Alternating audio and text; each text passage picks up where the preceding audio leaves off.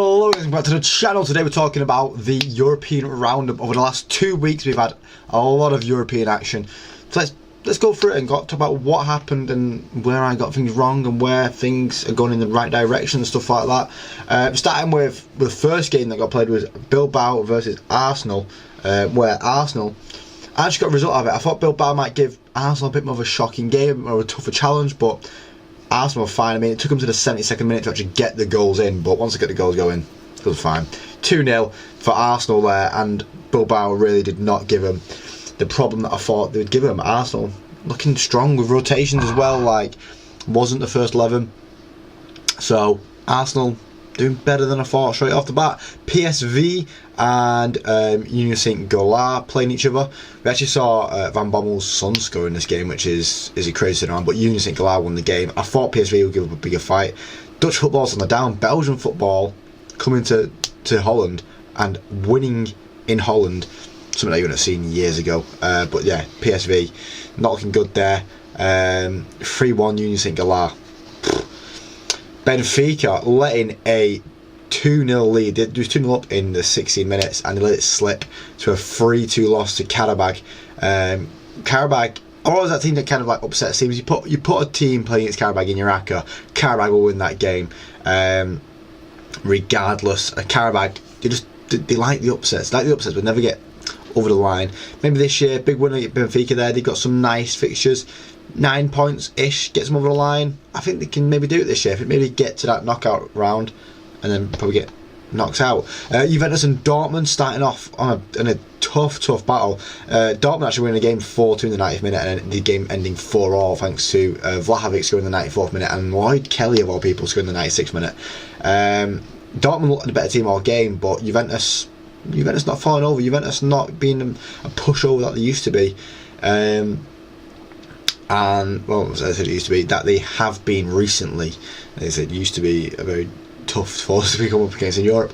But yeah, Juventus getting a result there, and I think Juventus will be happy with that. Dortmund, another team that was a bit iffy last year, might be on a bit of a downside as well. But listen, a 4-4 draw against a tough opposition.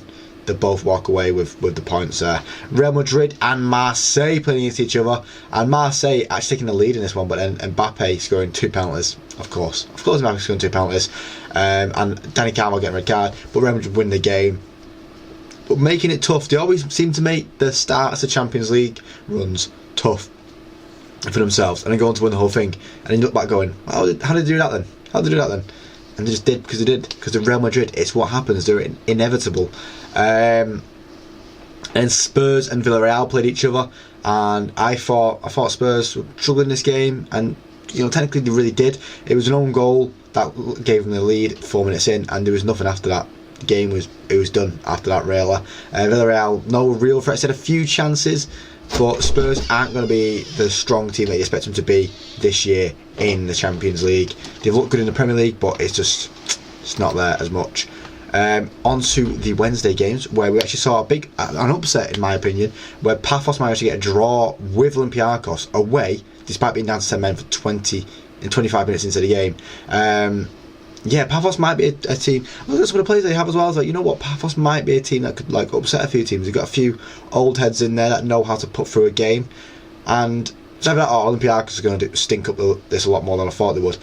Slavia Prague and Bodo Glimt. Bodo Glimt doing exactly what I thought they would, losing the game 2-0 and going on to draw 2-2. I know Bodo Glimt very well. I've looked into the club because I enjoy a story like this, and Bodo Glimt have a nice story behind them, and I feel like they're going to do well in the Champions League this year. Potentially even get to a round of 16, which would be massive for them.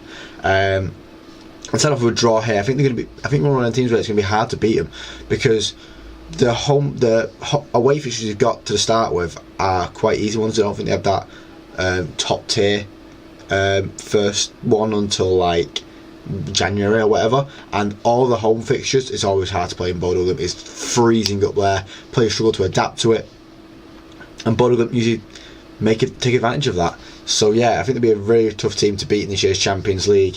You need to look out for him. Ajax and Inter. I know Ajax haven't been all good recently, but neither have Inter. But Inter do manage to win this game thanks to Marcus Thuram scoring 2 goals. And I don't think you're going to see too much of it this year, but that's a good start to their campaign. and I think they'll take it. On to Bayern Munich, where Bayern ran this game. Honestly, Bayern could have had a few more goals. Chelsea could have had a few more goals as well. Bayern winning 3-1. Harry Kane scoring twice. Harry Kane, man, he is so good. He was brilliant in this game as well. He was just doing what he needs to do, what won the game for Bayern Munich. And I think he's going to have another good year for himself. I think if he can do something well in the Euros, do a good run with Bayern Munich in the Champions League, he'd put himself in that Ballon d'Or hat, obviously finishing 13th this year, which is insane. Liverpool and Atletico, which I thought would be a really tough game for Liverpool, and Liverpool made it really tough for themselves again, winning the game 2-0. 6 minutes into the game, I thought, I've got this one wrong. And then Marcus Llorente, that Liverpool fans must have nightmares about this guy, because he brought it back to a 2-2 draw. And Van Dijk, obviously, they've just got juju around him, shit. They've just got juju around him. I don't like it. I'm not a fan of it. Can you cut it out, please? Liverpool win the game 3-2, sadly, but Atletico, tough team to play against. Liverpool will take them points any day. And then PSG and Atalanta, PSG win the game 4-0. Massive win for them to start off their campaign in the Champions League this year, and show them, they're not here to be like a one and done. They're here to try and go for it again. With big 4-0 win over Atalanta. Atalanta, not a pushover team either in Europe. They usually do pretty well, reaching semi-finals a few years ago as well. PSG be doing alright. And on to the final night of Champions League games, which was on Thursday. We start with Club Brugge beating Monaco 4-1. Now, I thought there'd be an upset in this game. I did think Brugge could win the game, but 4-1 is insane. So well done, Brugge, starting off their campaign well. Monaco, what's going on? You signed all these stars, these ex, what are you going to do? They're going to do this year, and it's just nothing. Copenhagen and Bayern Leverkusen drawing 2-2 by Leverkusen once again. A really tough start to the season for themselves. They've only put it on themselves to make it this tough. They're going 1-0, 1-1, 2-1, 2-2. Copenhagen, not a push-up team, but yeah, still, it's not good for Bayer Leverkusen. Eintracht Frankfurt beating Galatasaray 5-1, showing, despite Ursula Katike, despite some man moves, despite all these sales that he's made, they're still a top team that produces top talent to score 5 goals against teams like Galatasaray. Not much to say about that one, but Frankfurt doing really well for themselves. Galatasaray might be in a bit of trouble this year. They've got a few good players that I did sign. I said they've got Gundogan and stuff like that. Maybe did Ederson not go there? What's going on there? City and Napoli. City winning 2-0. I thought Napoli might be to win a bit of a tougher challenge, but Conte just couldn't. It's a tough game, the Etihad. It is when Haaland's on form, and Haaland is currently on form. So yeah, obviously City win the game. Newcastle and Barcelona. Marcus Rashford. Let's have a word. Oh my God, what a game he had there. But I still find the issue of, once he scored them 2 goals, he was a bit lacking on the tracking back stuff, and he was a bit slow in the game, and I feel like not all his problems are fixed, but the goals were unbelievable. I bow, fair enough, yeah. And Anthony Gordon scoring as well, someone who's competing with that left side for England with Rashford, but Rashford, man, showing now he might have that on lockdown. And then Sporting beating Kairat 4-1, as you expect them to do. Trincao scoring twice, having a good day out there. But yeah, they're doing alright in the Champions League so far. I think there's still a few games to decide how it's really going to go, but I think teams have made a good start for themselves. Let's go on to the Europa League now, which we'll talk about a lot quicker because there's not much for me to go in depth about, because I've not obviously watched all these games. I watched a lot of the Champions League games, if not watching the game, watching the highlights, or switching between the games and going, that one. At work I've got 3 different screens that I can have 3 different games on, so it's quite easy for me. So Midtjylland winning 2-0 against Sturm Graz. I expect to do that. POK drawing Maccabi Tel Aviv, which could be really upsetting for them, because if Maccabi Tel Aviv do get kicked out of UEFA, then that draw could have been worth more points to them, but I'm sure they'll take a 0 draw. It's game time, innit? Dinamo Zagreb beating Fenerbahce 3-1, having a good game for themselves. I expect them to win that game. Freiburg beating Basel 2-1. I thought Freiburg would do better in that game, but no, Basel winning the game. Malmo getting beat by Ludogorets. Ludogorets are another one of the teams that are coming up slowly. Malmo, one of the teams that's slowly coming down. Roma beating Nice. I thought this was 2 quiet giants having a bit of a battle with each other. Roma getting the win though. Real Betis and Forest is one of the games that I did actually watch. Hugo Jesus opening the goals with 2 very nice goals. to make it 2-0, but then also make it 2-1 because Bakambu opened the scoring. And then Anthony saving a point for Real Betis right at the end, and Ange still without a win under his belt as Forest manager. Red Star and Celtic with a 1-1 draw, with Arnautovic and Iheanacho scoring. Bit of a throwback for the Premier League, that is, but shows how where Scottish football is at. It's just not being able to get up the line against teams like Red Star. Celtic used to be able to get a result like that, but no. And then Sporting Braga beating Feyenoord, which is once again going back to how I spoke before about PSV and Ajax of where Dutch football is at right now, because Feyenoord are a team that, you know, in the past would have not struggled against a team like Braga. God Eagles, another Dutch team, the fourth Dutch team we're talking about right now, playing against Steaua Bucharest and losing 1-0. Actually putting in probably the best performance out of any of the Dutch teams over the European run so far. Lille getting a 2-1 win over Brann. Lille should be doing better than that. Olivier Giroud scoring the winner for Lille in that game. Aston Villa with a 1-0 win over Bologna, showing they're still struggling to score goals, but Bologna were held back, and that's what they need to do. They need to, if they get a goal, just keep the clean sheet, because Villa are alright at doing that.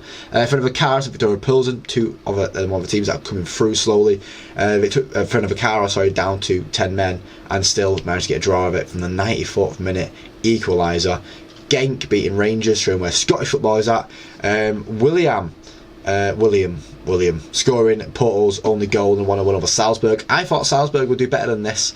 I thought Salzburg might be a dark horse for the Europa League this year, managed to push on for themselves, but 1-0 lost at home to Porto shows I'm probably wrong about that one. Stuttgart and Celta Vigo. Stuttgart win that game. Stuttgart, another team that I think could be a dark horse in Europa League this year, a team that people are going to overlook and then do really well for themselves, like how Frankfurt did like 6 years ago, whatever it was, when they beat Rangers in the final. Olympiacos beating Utrecht 1-0, game that I expect them to win, and our fifth Dutch team in European competitions so far as well. There's a lot of Dutch teams in the competitions this year.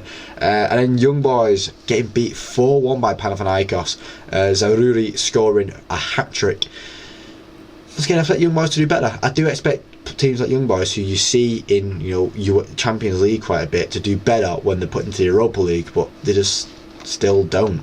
That is all the European action. As I said, we got for the Europa League pretty quick there. But yeah, that is what's happened in Europe over the past 2 weeks in the UEFA competitions.